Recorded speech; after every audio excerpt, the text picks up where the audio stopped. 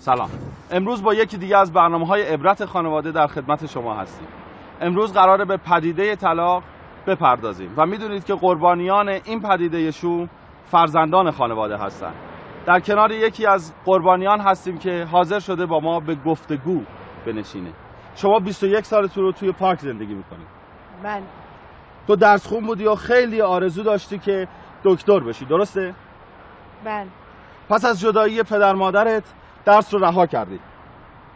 من و الان خیلی غمگینی که میبینی اونا ازدواج کردن و بچه هاشون رو بیشتر از تو دوست دارن. ما کمتر کسی رو میبینیم که تو رو دوست داشته باشه. بله.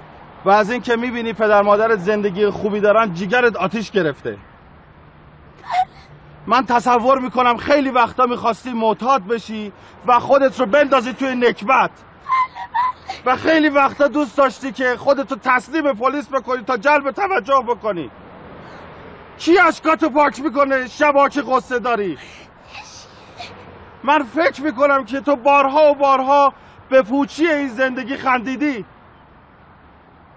و فکر میکنی که خودکشی بهترین راه برای رهایی از این زندگی نکبتیه.